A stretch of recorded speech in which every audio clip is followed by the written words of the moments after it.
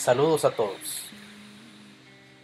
El día de hoy vamos a continuar con nuestra formación estudiando el tema multiplexores, más conocidos como MUX.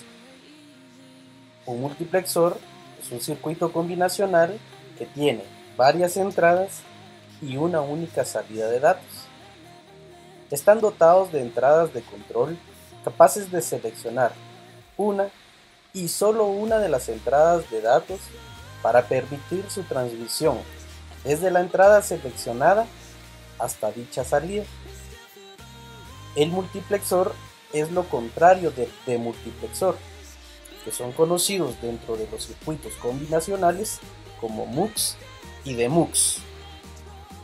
¿Cómo funciona?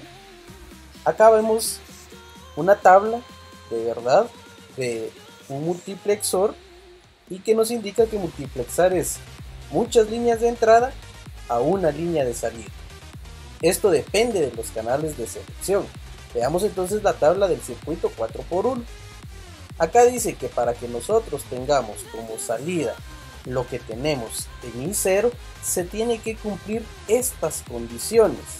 Es decir, que el I0 esté en 1, que el I1, I2 e I3 estén en 0 y que ambas canales de selección estén en 0. Y con ello entonces vamos a tener la salida que estamos teniendo en I1. En I0, si lo que nosotros necesitamos es tener a I1 como salida, vamos a poner a I0, I2 e I3 en 0. A I1 lo vamos a tener en un estado alto y los canales de selección van a estar S1 en 0 y S2 en 1. Si queremos I2, tenemos que cumplir con estas condiciones. De igual forma, para poder tener como salida I3. ¿Cómo es el interior del multiplexor? Un multiplexor es un dispositivo que tiene por lo menos 4 entradas, 2 canales de selección y que nos va a brindar una salida de datos. Aquí podemos observar que tenemos 4 líneas de entrada, los 2 canales de selección y una salida. Veamos cómo funciona internamente entonces a través de un ejemplo de demostración del TTL74LS157 en un simulador de Livewire. Acá vamos a ver que está contenido internamente por distintas compuertas AND y compuertas OR. La tabla de verdad nos indica que para que se pueda cumplir esta condición tenemos que tener al I0. Esta tabla de verdad va a depender de estas entradas. Aquí tenemos I0, I1, I2 e I3. La primera dice que tiene a I0 directamente a una compuerta, así lo indica la tabla. I0 directamente desde la compuerta y los 2 canales de selección S1 y S2 en 0, es decir, que van a estar negados. Veamos en el simulador cómo funciona. Acá podemos ver que tenemos estas dos compuertas representan a I0, estas dos a I1, estas dos a I2 y estas dos a I3. La salida se da ya a través de compuertas OR. En el primer caso vamos a ver en la presentación la tabla de verdad.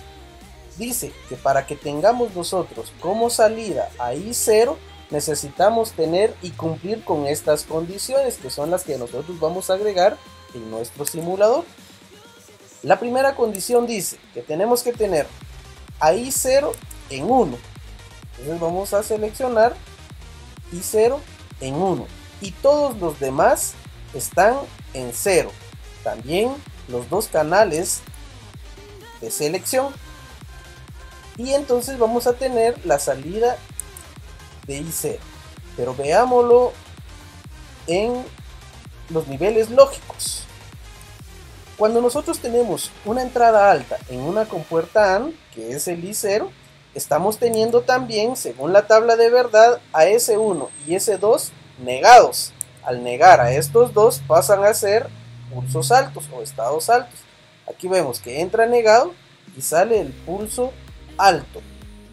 Es decir, entonces, que esta compuerta AND tiene dos entradas altas. Y una compuerta AND dice que va a ser alto cuando los dos sean entradas altas.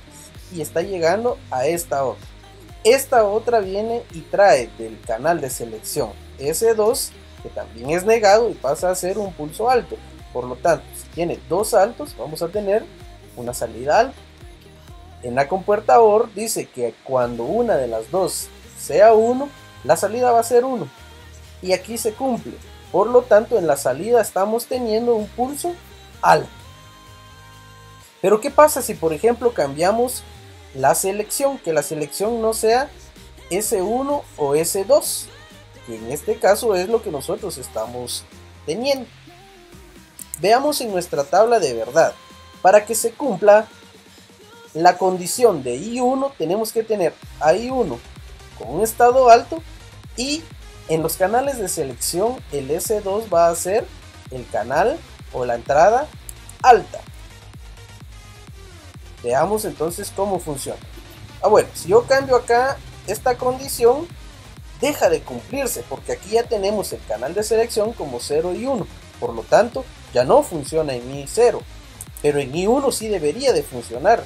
Si yo pongo a I0 en 0 e I1 en 1, vamos a ver que vamos a tener una salida igual a la de I1, o sea, una salida alta. Entonces ya tenemos las condiciones, ponemos en 0 acá y en 1 a este. Y efectivamente estamos teniendo una salida alta, cumpliendo estas condiciones. Que los canales de selección queden S1 en 0 y S2 en 1. Aquí está, S1 en 0 y S2 en 1. Y vamos a tener entonces la salida I1.